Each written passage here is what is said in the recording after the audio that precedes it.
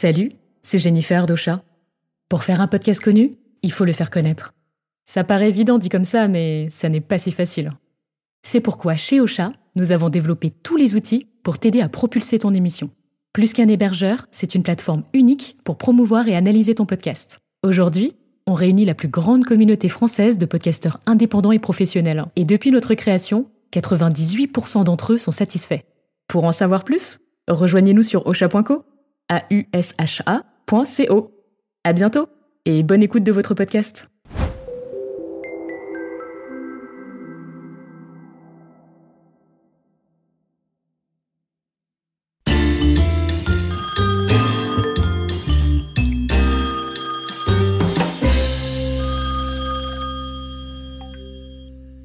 Salut Patrick François.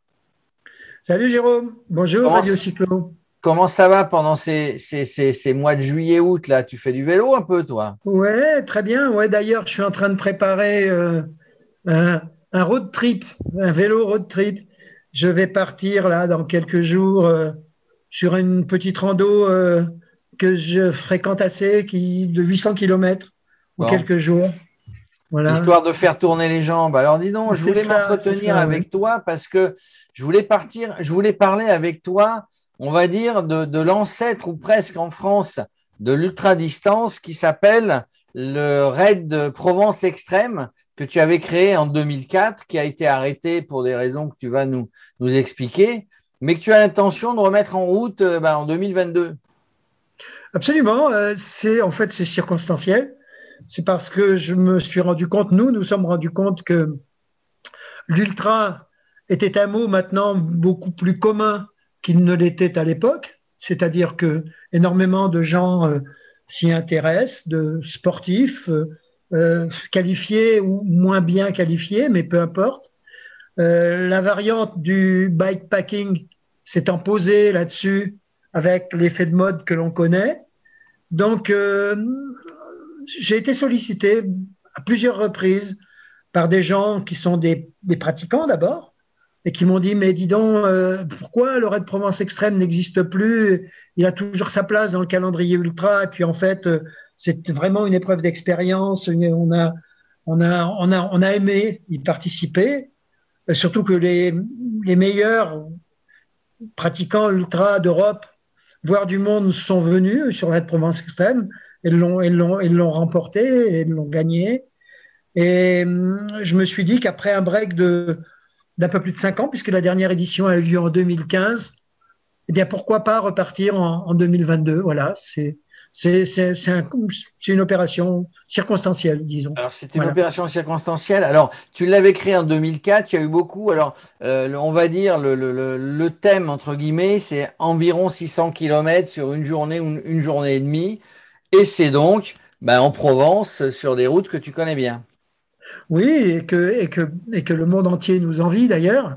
Alors, les grosses thématiques sont les supports, si tu veux, historiques, sont le Mont Ventoux, puisque on part du bas du Mont Ventoux, sont le Mont Ventoux, sont le plateau de Valençol, sont la montagne de Lure, sont les gorges du Verdon et le Luberon.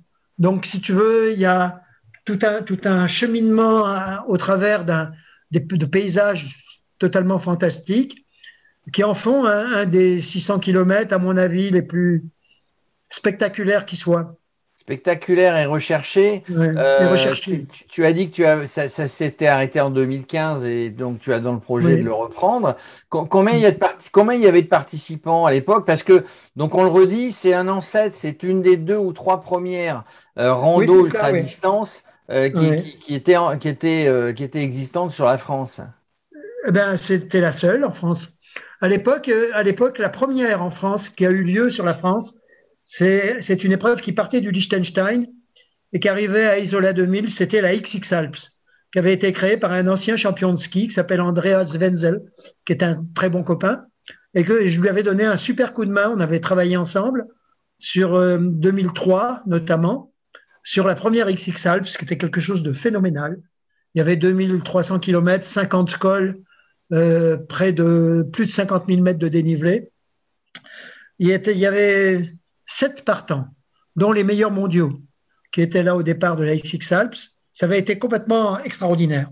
Et c'est ce qui m'a tout de suite incité. Je me suis dit, mais on a le paysage, on a les routes, on a ce qu'il faut. Il faut absolument faire quelque chose en France.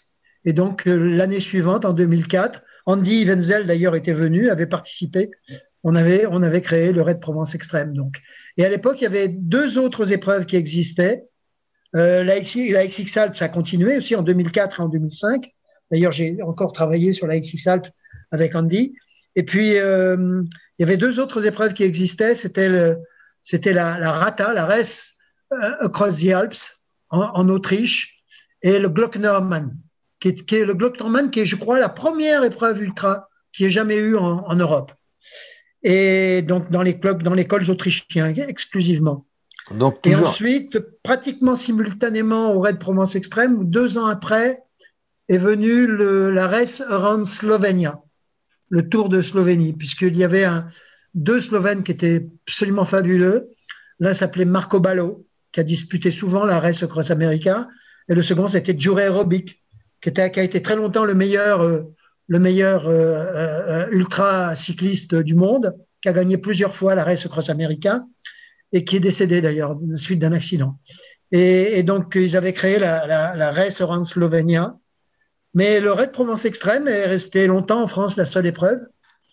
Par la suite, quelques années plus tard, Jean-Claude Arens, un autre copain, avait créé le REV, le Raid Extrême Vosgien.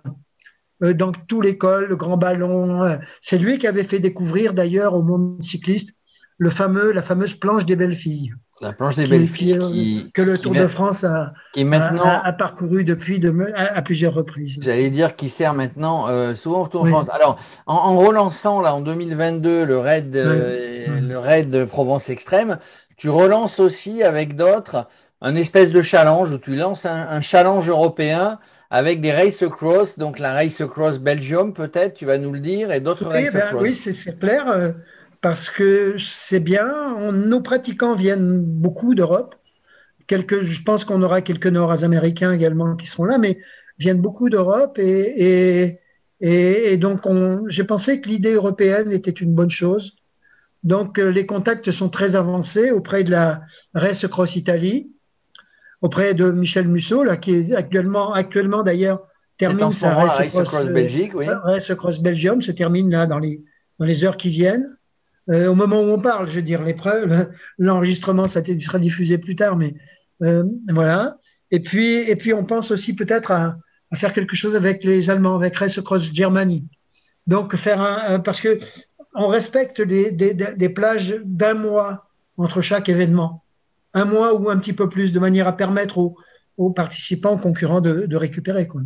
Toi, tu attends combien de participants sur ton extrême? Je ne sais pas, c'est la question que tu m'as posée tout à l'heure. À l'époque, en 2004, tu sais, comme il y avait Wolfgang Fasching, Daniel Wyss, Andreas Klavedetscher et des tas d'autres dont les noms maintenant ne sont plus très connus du monde ultra, mais qui étaient les grands champions de l'époque, on avait quand même eu du monde, hein.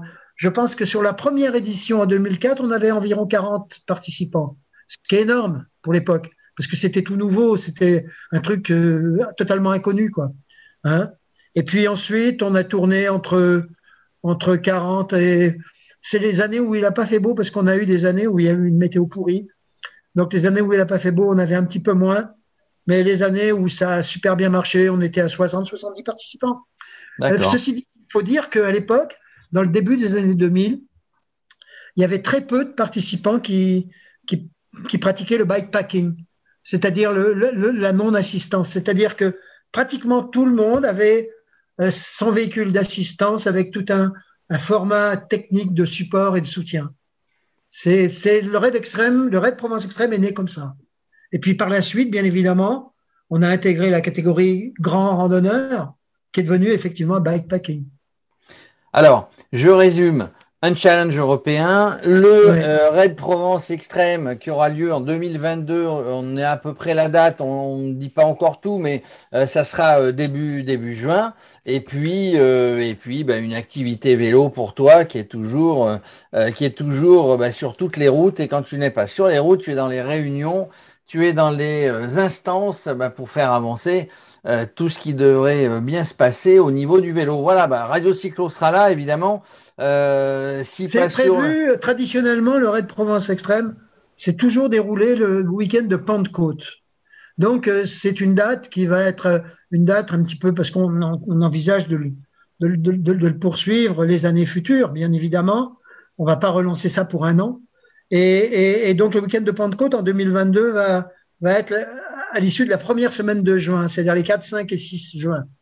Et donc, l'année suivante, en 2023, j'ignore, mais ce sera peut-être un petit peu plus tard, une Voilà, semaine ou deux, puisque, quoi. puisque Enfin, c'est toujours Pentecôte, le week-end de Pentecôte. Pentecôte est fluctuant par rapport à Pâques, Ouais, évidemment, ouais. pour ceux qui arrivent à suivre ça sur les calendriers. Ben voilà, ça va retrouver sa place. Merci Patrick d'être venu nous faire un focus, de mettre en lumière bah, Oui. cette première randonnée ultra-distance française à l'époque créée en 2004, qu'on retrouvera bien volontiers en 2022. À bientôt Patrick. À bientôt, Jérôme. Salut, merci. Merci à Radio Cyclo.